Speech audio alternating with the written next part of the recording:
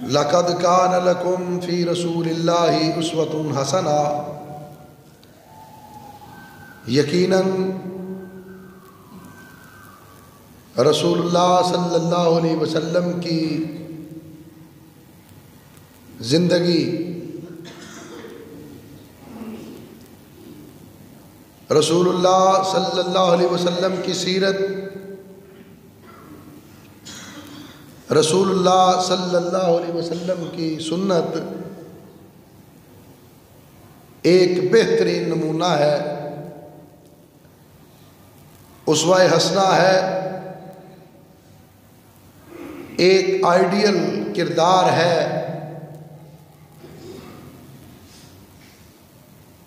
आपकी सुन्नत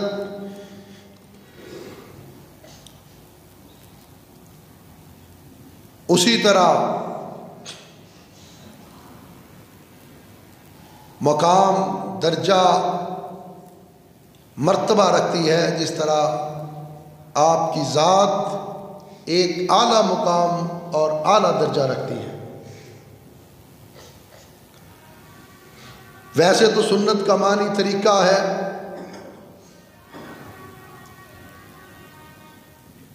लेकिन दूसरा इसका एक और मानी और मफ़हूम वो शरीयत के अहकाम, उसके मसादर और माखज़ के तौर पर समझा जाता है।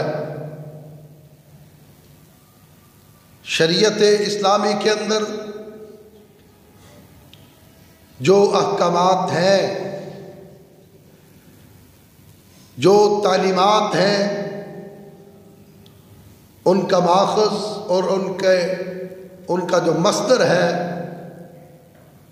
वो नबी करीम सल्लल्लाहु अलैहि वसल्लम की सुन्नत है। सुन्नत का तीसरा मफ़हूम जो आम बोलचाल के अंदर इस्तेमाल किया जाता है,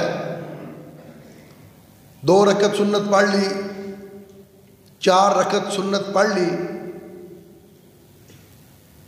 ये नबी करीम सल्लल्लाहु अलैहि वसल्लम की तालीमात का वो हिस्सा है जिस पर अमल कर लिया जाए तो सवाब है, और अगर अमल ना किया जाए तो गुनाह नहीं। फिर इसके बाद सुन्नत की अक़साम है। हम सुन्नत मुस्तफ़ा की बात करते हैं, सुन्नत रसूल की बात करते हैं, नबी सल्लल्लाहु अलैहि वसल्लम की सुन्नतों की बात करते हैं। हमें पता होना चाहिए सुन्नत रसूल है क्या। सुन्नत की अक़साम में एक वो किस्म जो आका अलैहिस्सलातु वस्सलाम ने ज़ुबानी इरशादात इरशाद फरमाए,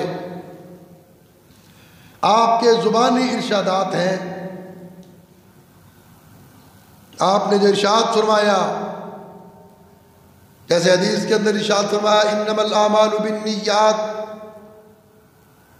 अमाल का दारो मदार नियतों पर है। और फिर आगे आका अलैहिस्सलातु वस्सलाम फरमाते हैं कि हर शख्स को उसकी नियत के मुताबिक अजर मिलेगा, सवाब मिलेगा। जिस शख्स ने हिजरत की अल्लाह की रज़ा के लिए, उसको अल्लाह की रज़ा मिल जाएगी। जिसने हिजरत की किसी औरत के लिए या कारोबार के लिए, उसके लिए फिर उसकी नियत के बराबर उसके साथ अमल होगा। तो ये ज़ुबानी इरशाद है। ऐसे इरशादात को सहाबा इकराम रिज़वानुल्लाहि अलैहिम अजमाइन ने सुना, उसको याद किया, याद करके आगे उम्मत तक पहुंचाया।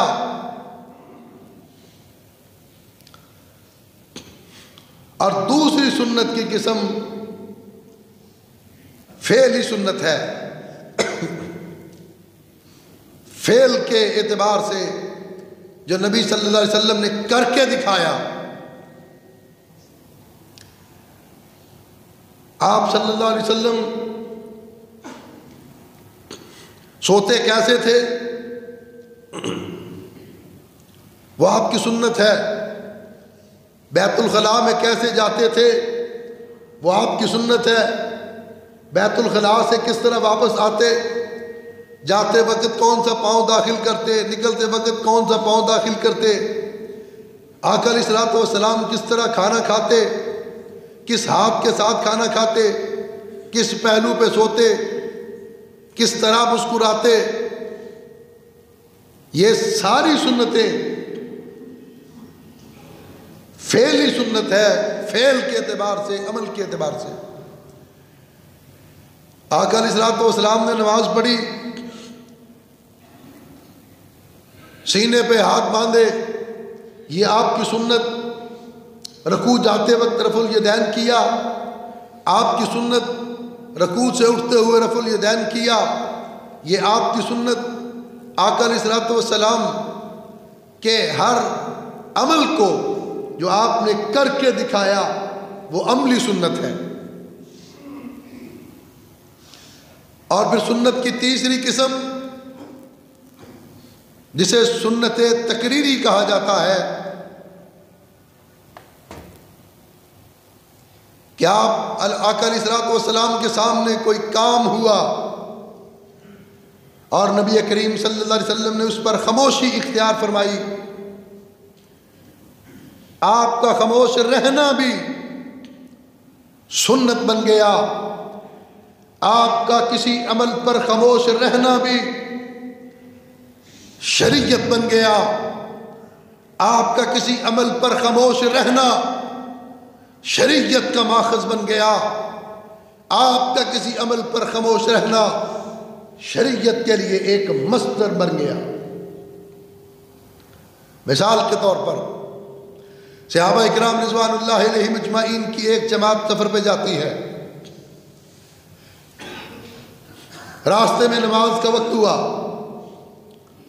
पानी नहीं है, कुछ लोगों को वुज़ू की ज़रूरत थी। एक सहाबी ने तयम्मुम किया, नमाज पढ़ ली। दूसरे सहाबी ने भी तयम्मुम किया, नमाज पढ़ ली।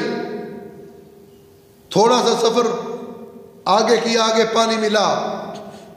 एक सहाबी दूसरे से कहते हैं जिस वक्त पानी नहीं था तयम्मुम कर सकते थे, नमाज पढ़ सकते थे।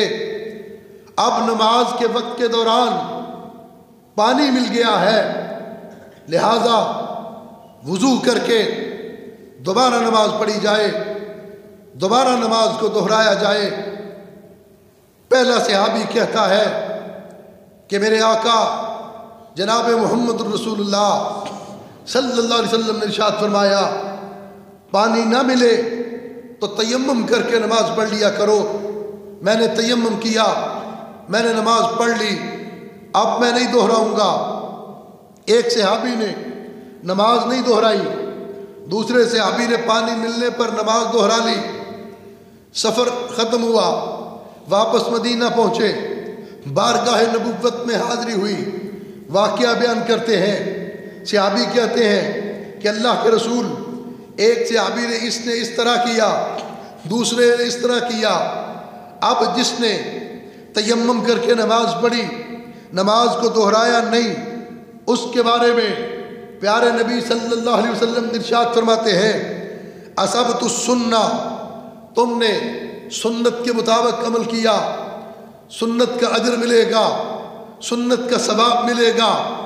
और जिसने पानी मिल जाने पर दोबारा वुज़ू करके अपनी नमाज को दोहराया, उसके बारे में अल्लाह के रसूल फरमाते हैं लाका अज्र मर्रतैन, तेरे लिए अल्लाह ने दोहरा अजर रखा है। पहले नमाज का भी अजर तुझे मिलेगा, दूसरी दोहराई जाने वाली नमाज का भी तुझे अजर मिलेगा। ये आपने काम नहीं किया, लेकिन इसका हुक्म भी नहीं दिया कि पानी मिल जाए तो नमाज को दोहराओ। अब सहाबी ने किया, अल्लाह के रसूल खामोश रहे और उसको सवाब की बशारत दी। आपका खामोश रहना, सहाबी के अमल पर आपका तबसरा करना, वो भी अल्लाह ने शरीयत बना दिया। ये सुन्नत का मकाम और ये सुन्नत का मर्तबा है। अब जरा इसको एक और पहलू से देखें। कुरान पाक, तौरात, इंजील, ज़बूर, जितनी आसमान से किताबें उतरी, उनके अंदर एक अमूमी अंदाज अपनाया गया, तफसील नहीं बताई गई। कहा गया नमाज पढ़ो, तफसील नहीं बताई। नमाज किस वक्त पढ़नी है, नमाज कैसे पढ़नी है, हाथ कहाँ बांधने हैं, सजदा कैसे करना है, रकू कैसे करना है, ये तफसीलात कुरान पाक के अंदर मौजूद नहीं।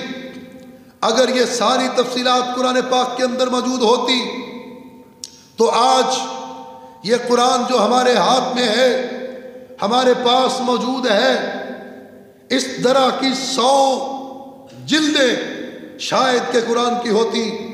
100 जिल्दें तो कम है, हो सकता है इस तरह की कोई 1000 जिल्द होती। अगर सारी तफसीलात इस कुरान के अंदर होती, लेकिन तौरात में भी, ज़बूर में भी, इंजील में भी, कुरान पाक में भी किसी हुक्म को, किसी अमल को अमूमी तौर पर बयान कर दिया गया, लेकिन उस अमल को समझाने के लिए, उस अमल की तौज़ीह के लिए, उस अमल की तशरीह के लिए रब्बे ज़ुल जलाल ने अंबिया अलैहिस्सलाम की जमात को भेजा। कुरान ने कहा अकीमुस्सलाह, नबी करीम सल्लल्लाहु अलैहि वसल्लम को भेजा गया,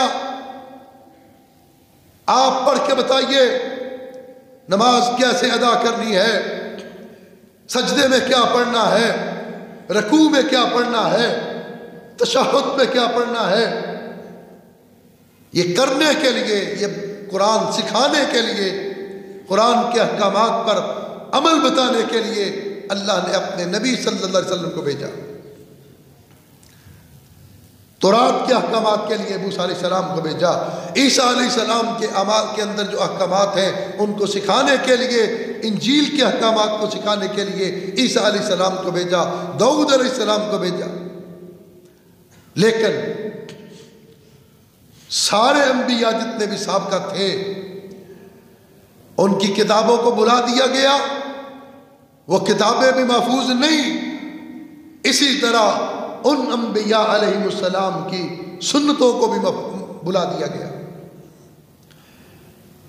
मूसा अलैहिस्सलाम की किताब महफूज नहीं तो मूसा अलैहिस्सलाम की सुन्नतें भी महफूज नहीं। ईसा अलैहिस्सलाम पर उतरने वाली किताब इंजील महफूज नहीं। ईसा अलैहिस्सलाम की सुन्नतें, आपके अमाल, आपकी सीरत, आपका किरदार आज ये भी दुनिया के अंदर मौजूद नहीं। हजरत दाऊद अलैहिस्सलाम की किताब ज़बूर, उसको बुला दिया गया, वो महफूज नहीं। इसी तरह हजरत दाऊद अलैहिस्सलाम की जो जिंदगी है, जो सुन्नतें हैं हजरत दाऊद अलैहिस्सलाम की, आज वो सुन्नतें भी महफूज नहीं हैं। और इसकी मिसाल देखें, ईसाईयत की बुनियाद 2 चीज़ों पर है, अदल व इंसाफ, खिदमत इंसानियत। इन 2 चीज़ों पर मज़हब ईसाईयत कायम है। अब अदल व इंसाफ का क्या मतलब है, इंसानियत की किस तरह खिदमत करनी है, इस पर ईसा अलैहिस्सलाम के अहकामात नहीं मिलते, इस पर ईसा अलैहिस्सलाम की कोई सुन्नत नहीं मिलती, इस पर ईसा अलैहिस्सलाम का कोई फेल नहीं मिलता, इस पर ईसा अलैहिस्सलाम की कोई सुन्नत तकरीरी भी नहीं मिलती। आप इस बात से अंदाज़ा लगाएं कि ईसाई मज़हब के अंदर कहा जाता है कि तुम्हें अगर कोई एक गाल पे थप्पड़ मारे तो दूसरा गाल भी आगे कर दो। ये अदल नहीं है, ये इंसाफ नहीं है कि आपके घर में कोई डाका डालने के लिए आए, एक कमरे में चोरी कर ले तो उसको दूसरा कमरा भी खोल दो कि इसकी भी चोरी कर लो। ये इंसाफ नहीं। आपकी दुकान को कोई शख्स लूटे और आप दूसरी दुकान भी उसके हवाले कर दो कि ये तुम्हारी लूटने वाली रह गई थी, चाबियां लो और इस दुकान को भी लूट लो। आपके एक बाजू पर कोई शख्स तलवार मारे, ये अदल नहीं है, ये इंसाफ नहीं है कि आप अपना दूसरा बाजू भी आगे कर दो कि इसको भी काट दो। ये कहाँ का अदल है, ये कहाँ का इंसाफ है। अंबिया अलैहिमुस्सलाम की तालीमात अदल व इंसाफ पर मबनी थी। अंबिया अलैहिमुस्सलाम की तालीमात अकल पर मबनी थी। कोई भी अकल वाला, कोई भी अदल वाला ये नहीं कह सकता कि तुमने मेरे एक कमरे की चोरी की है, दूसरे की भी करो। एक दुकान को लूटा है, दूसरी को लूटो। मेरा एक बाजू काटा है, मेरा दूसरा बाजू भी काटो। कोई अकल वाला और अदल वाला ये बात नहीं कह सकता। जब ये बात अकल के मुताबिक नहीं, अदल के मुताबिक नहीं, तो फिर ईसा अलैहिस्सलाम की ये सुन्नत नहीं हो सकती, ईसा अलैहिस्सलाम की ये तालीमात नहीं हो सकती। मजहब यहूदियत की बुनियाद इस बात पर है कि अपने पड़ोसी का ख्याल रखो। जो अपने लिए करते हो वो अपने पड़ोसी के लिए करो। लेकिन मूसा अलैहिस्सलाम की सुन्नत से ये नहीं पता चलता पड़ोसी की तारीफ क्या है, पड़ोसी किसको कहते हैं, पड़ोसी का हुक्म कितने घरों पे लागू होगा, कितनी गलियों पे लागू होगा, किस हद तक उसके लिए वो करना है जो अपने लिए करते हैं। इस पर मूसा अलैहिस्सलाम की कोई सुन्नत नहीं, कोई आपकी हदीस नहीं, कोई आपका फेल नहीं, कोई आपका अमल नहीं जो हम दुनिया के सामने पेश कर सकें। क्या मूसा अलैहिस्सलाम का ये घर था, मोहल्ला था, आप पड़ोसियों के साथ ऐसे करते थे? ये कोई सुन्नत और कोई फेल जिस बात पे यहूदी मजहब की बुनियाद है उस पर हजरत मूसा अलैहिस्सलाम की सीरत नहीं है, सुन्नत नहीं है, हदीस नहीं है, अमल नहीं है, फेल नहीं है, उसको मिटा दिया गया, वजूद नहीं है उसका। अब तौरात के जो बयानात हैं, इंजील और ज़बूर के जो बयानात हैं, वो महज एक बयानात है, अमली नमूना नहीं है। अमली नमूना नहीं मिलता कि किस शख्स ने एक गाल पे थप्पड़ खा के अपना दूसरा गाल आगे किया। तौरात के बयानात, इंजील के बयानात, ज़बूर के बयानात सिर्फ बयानात की हद तक है, अमली नमूना नहीं। इसके अलावा भी आप जितनी मजहबी जमातें हैं, ये जितने भी मज़हब हैं, तमाम मज़हब की किताबों को देख लें, हिंदुओं की वेद को देख लें, ये बुद्ध मत की किताब को देख लें, सिखों की किताब को देख लें, सारी किताबों के अंदर जो मौजूद मवाद है वो महज बयानात की हद तक है, उसकी कोई अमली तफसीर, अमली शक्ल हमें कहीं से नहीं मिलती। लेकिन ये इस्लाम की खूबी है, ये इस्लाम की सदाकत है, ये इस्लाम की हकानियत है कि आज आसमान से उतरने वाली किताब अल्लाह का कुरान वो भी महफूज है। कुरान ने जो अहकामात दिए उनकी अमली तफसीर, उनका अमली नमूना जनाब मोहम्मद रसूलुल्लाह सल्लल्लाहु अलैहि वसल्लम की ज़िंदगी, आपकी सीरत और आपकी सुन्नत की शक्ल में आज भी अल्हम्दुलिल्लाह उसी तरह मौजूद भी है और महफूज भी है। ना किसी नबी की किताब महफूज, ना किसी नबी की सुन्नत महफूज, कुरान भी महफूज, साहिब कुरान की जिंदगी भी महफूज, सीरत, सुन्नत, हदीस हर चीज को अल्लाह ने महफूज कर दिया। इन्ना नहनु नज़्ज़लना ज़िक्रा व इन्ना लहू लहाफ़िज़ून।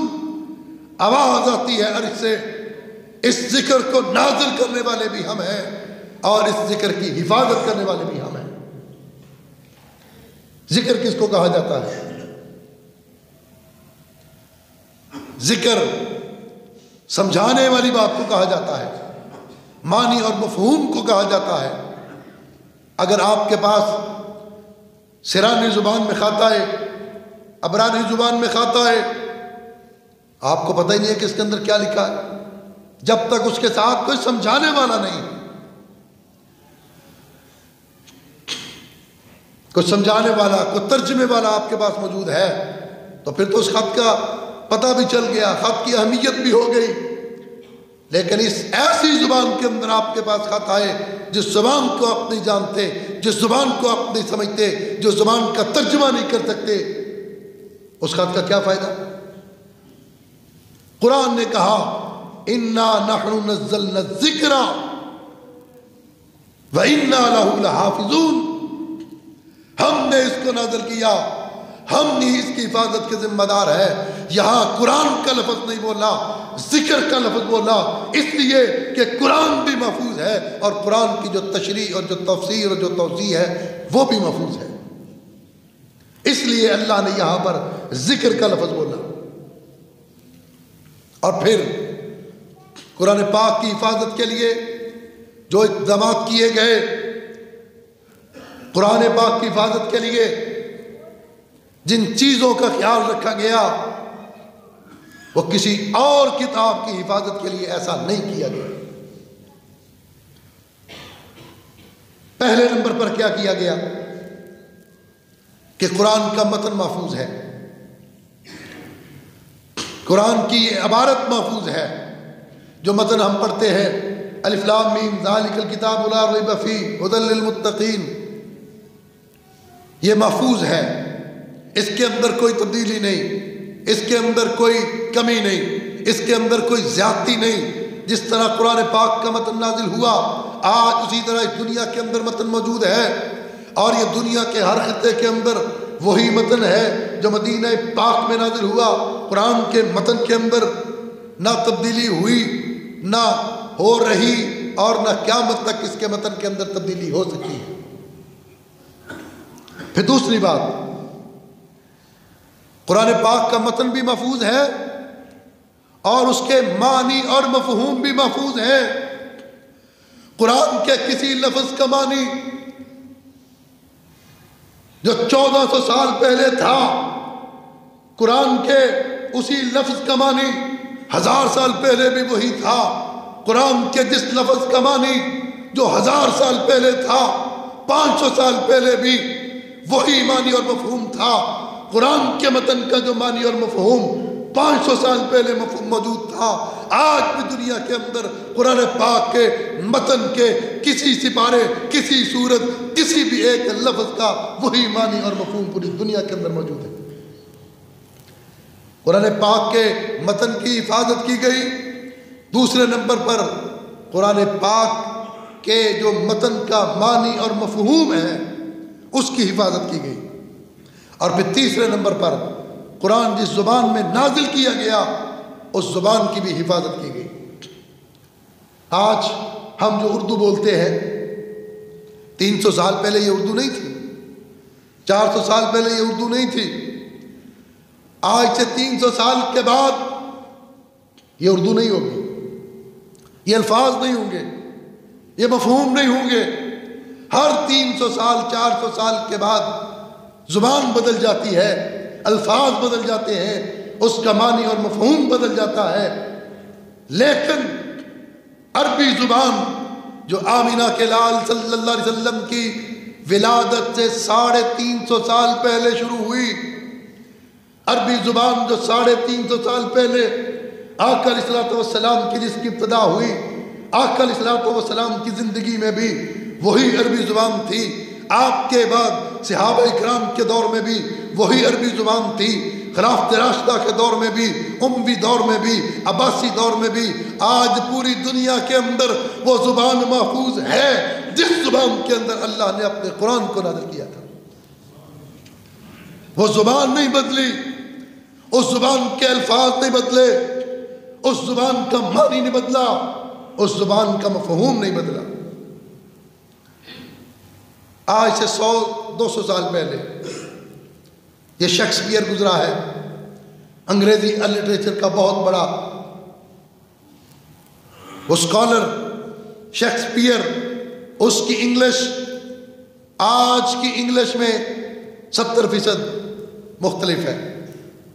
आज की इंग्लिश शेक्सपियर की इंग्लिश के साथ नहीं मिलती।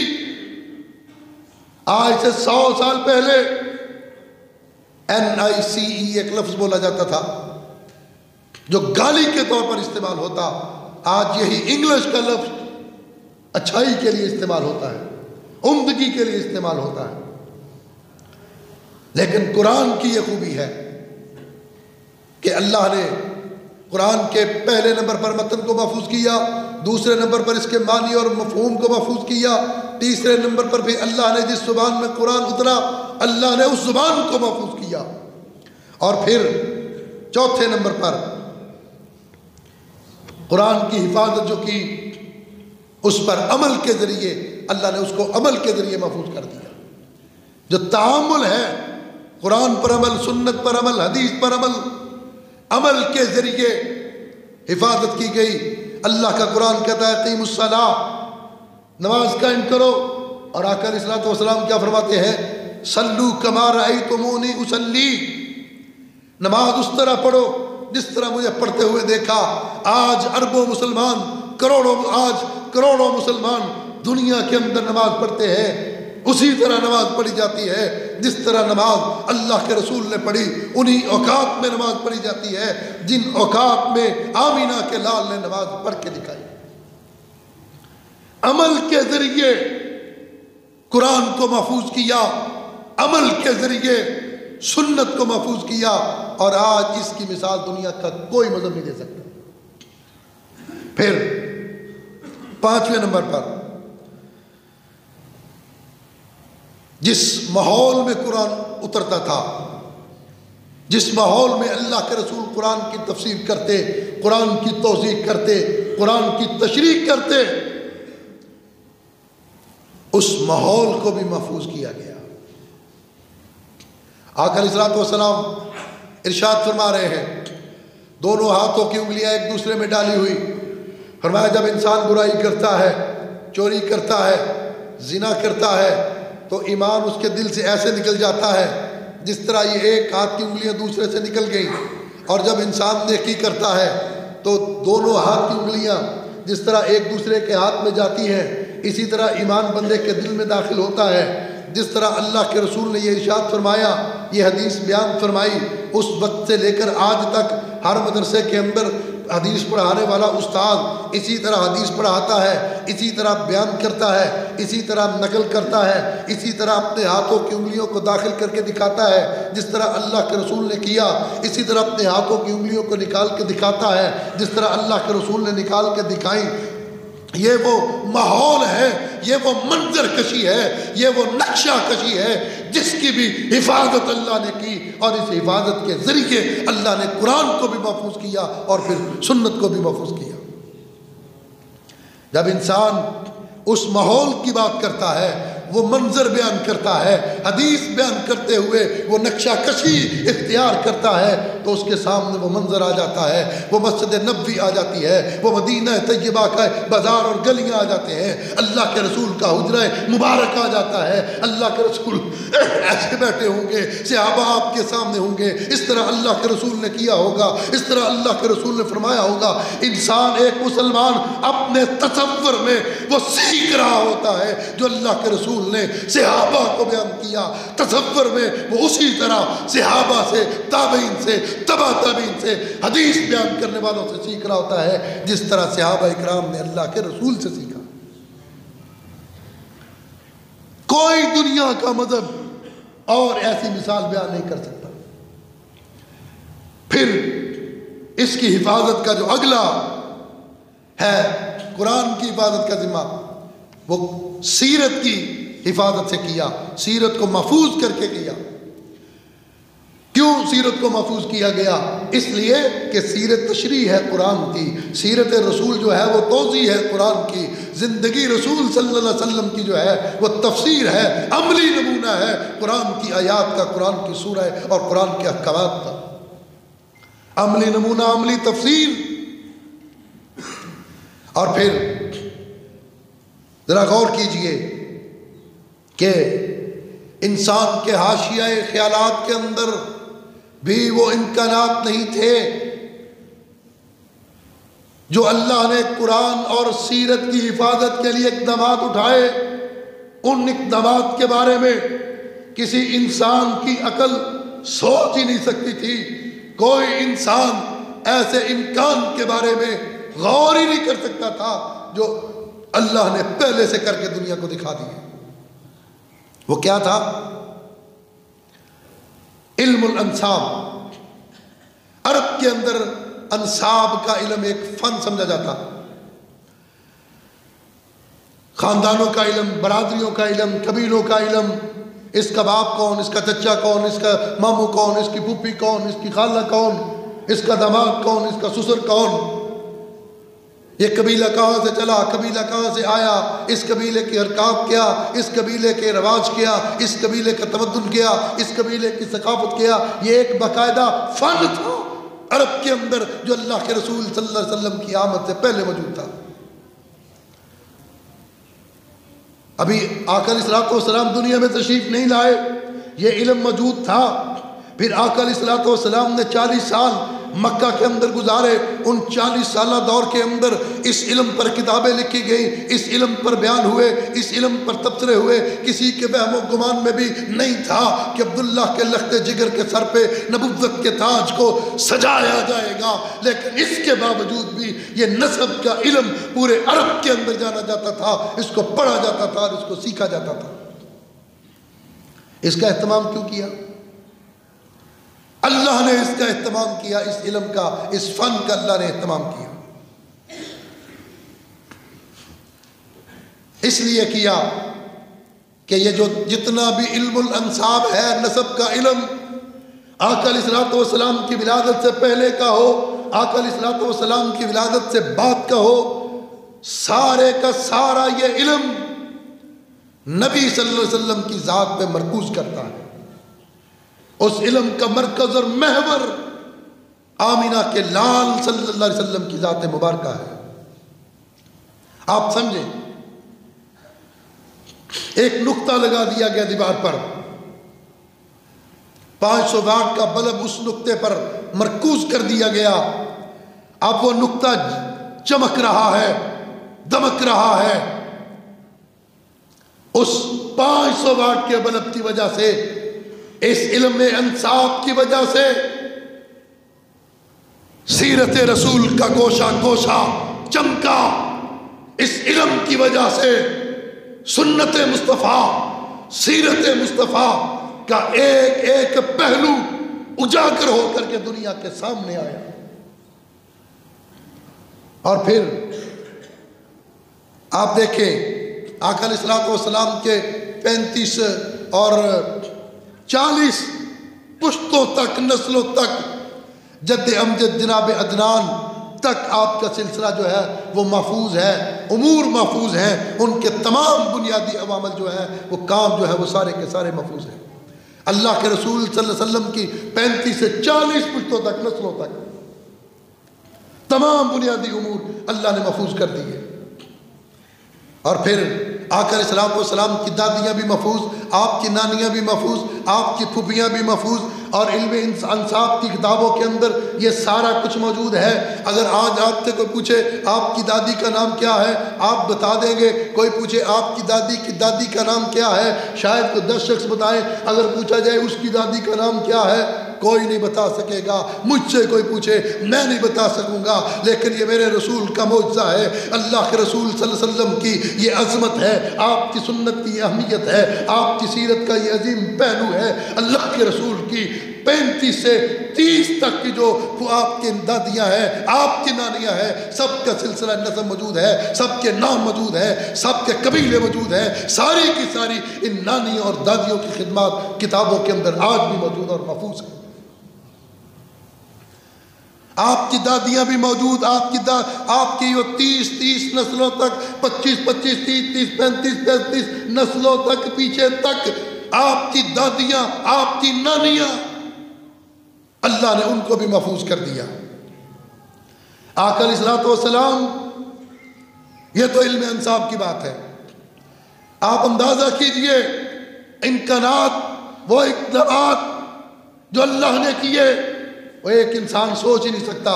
आका अलैहिस्सलाम मिंबर पर खुतबा इरशाद फरमाते, अस्तवाना हनाना जिसे कहा जाता है, वो मिंबर किस लकड़ी का बना हुआ था, यह भी किताबों के अंदर मौजूद है। किस शख्स ने वो मिंबर बनाया, उसका नाम भी मौजूद है। उस मिंबर का साइज क्या था, उस मिंबर का डिज़ाइन क्या था, उस मिंबर की लकड़ी कौन सी थी, उस मिंबर की लकड़ी कहाँ से काटी गई, वो जंगल कौन सा था, उस जंगल का नाम क्या था, वो क्या कहाँ से वो लकड़ी आई, और उसको ये सारी चीज़ें अल्लाह के रसूल के मिंबर के बारे में भी, हत्ता कि जो चीज़ मौजूद है सारी की सारी चीज़ें आज किताबों के अंदर मौजूद है।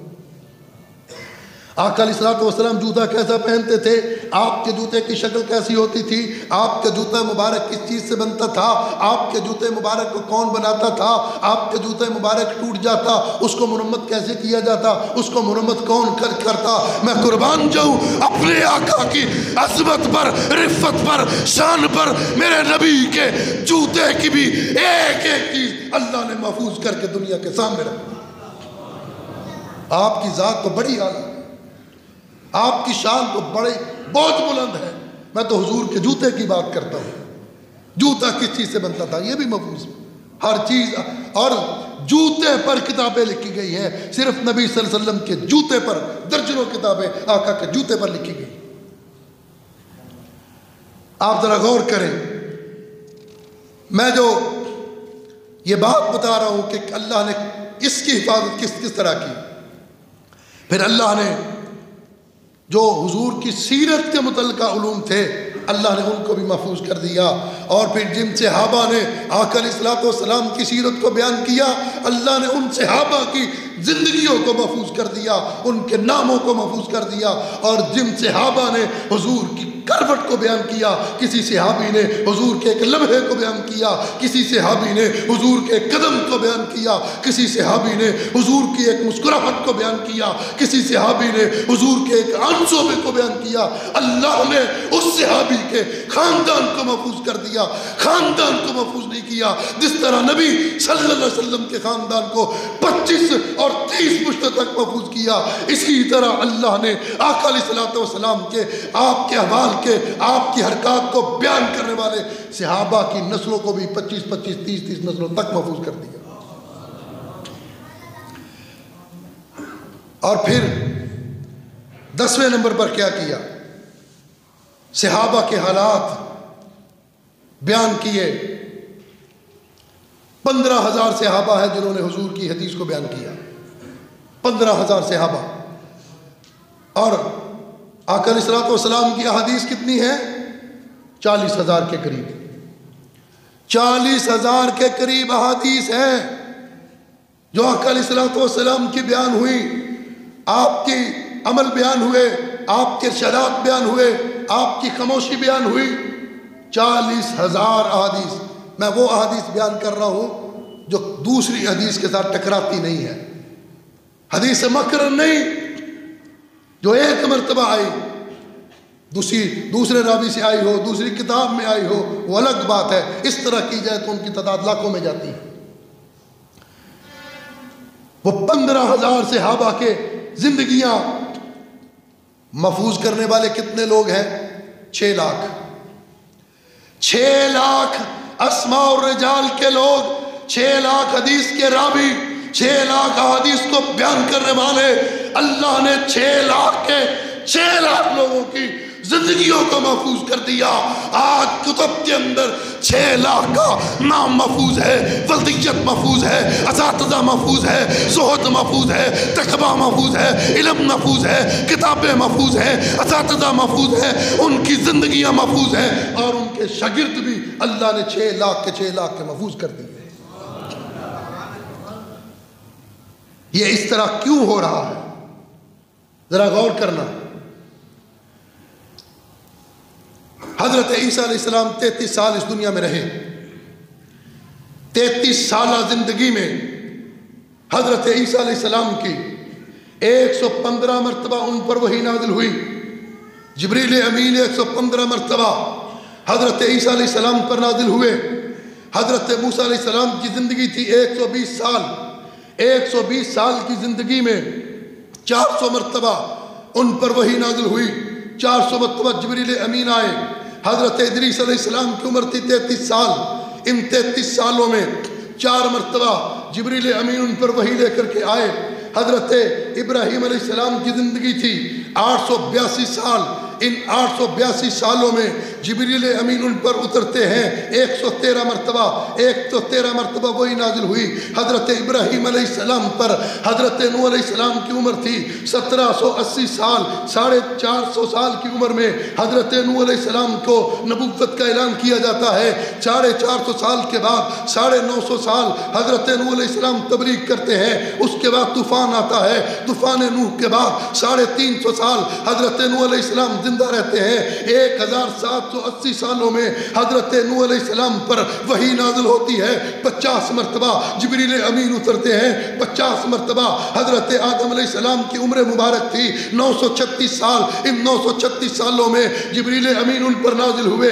12 मरतबा वही आती है। 12 मरतबा। लेकिन मैं कुर्बान जाऊं आमीना के लाल की अज़मत पर, मैं कुर्बान जाऊं अपने नबी, अपने आका, अपने मौला, अपने पीर, अपने मुर्शद की आपकी अज़मत और रिफ़त पर। मेरे आका की उम्र मुबारक थी 63 बरस। 40 साल की उम्र में आप पर नबुव्वत का ऐलान होता है। मनसब नबुव्वत का ताज आपके सर पर सजाया गया। उसके बाद 23 साल अल्लाह के रसूल जिंदा रहे। 22.5 साल कुरान नाज़िल होता है। इन 22.5 साल के अरसे में जिब्रील आता है, अल्लाह के रसूल पर वही लेकर आता है 24,000 मरतबा। 24,000 मरतबा जिब्रील आया। 24,000 मरतबा वही आई। कुरान के पारे 30 हैं, 544 रकू हैं, 7 मंजिलें हैं, 6,000 कुछ आयात हैं। अगर एक आयत भी जिब्रील अमीन एक मरतबा लेके आए 6,000 मरतबा आ गए, 7,000 मरतबा आगे होंगे। अगर जिब्रील अमीन एक एक आयत लेकर के भी उतरते, लेकिन एक एक आयत लेकर नहीं आए। कई सूरतें, छोटी छोटी सूरतें जितनी भी हैं वो एक एक ही मरतबा नाजिल की गई। और बड़ी सूरतों में सूरह इनाम है, ये एक ही मरतबा नाजिल हुई। सूरह यूसुफ है, ये एक ही मरतबा जिब्रील अमीन लेकर के आए। इतनी बड़ी बड़ी सूरतें एक ही मरतबा आई।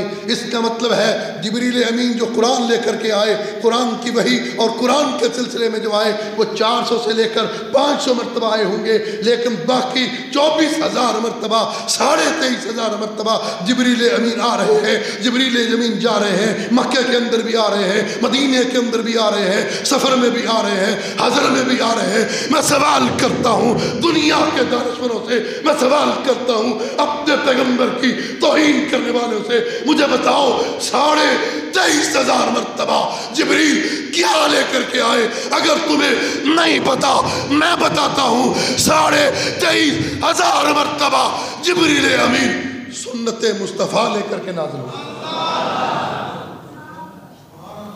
सुन्नत मुस्तफ़ा, हदीस मुस्तफ़ा। अल्लाह के रसूल खुद इरशाद फरमाते हैं, मुस्नद अहमद की रवायत है, फरमाया अला इन्नी ऊतीतु कुरान बिमिस्लहु माहू। जिस तरह अल्लाह ने मुझे कुरान उतारा मुझ पर, मुझे कुरान दिया, इसी तरह अल्लाह ने इसके साथ मिलता जुआ मुझे कुछ और भी दिया। और दूसरी रिवायत फरमाया कान जिब्रील अलैहिस्सलाम यंजिलु अला रसूलिल्लाहि सल्लल्लाहु अलैहि वसल्लम बिस्सुन्नति कमा यंजिलु अलैहि बिल कुरान। जिब्रील अमीन आप पर सुन्नत लेकर उसी तरह नाजिल होते जिस तरह आप पर अल्लाह का कुरान लेकर के नाजिल होते। जिस तरह कुरान आसमान से उतरा, इसी तरह सुन्नत मुस्तफ़ा भी कुरान से उतरी, आसमान से उतरी। और आगे क्या फरमाया, वयुअल्लिमुहु इय्याहु कमा युअल्लिमुल कुरान। मुझे सुन्नत भी इसी तरह सिखाई जाती है जिस तरह मुझे कुरान सिखाया जाता। इसलिए अल्लाह ने इस एहतमाम के साथ सुन्नत की हिफाजत का जिम्मा लिया, सुन्नत को महफूज किया जिस तरह अल्लाह ने अपनी किताब कुरान को महफूज किया।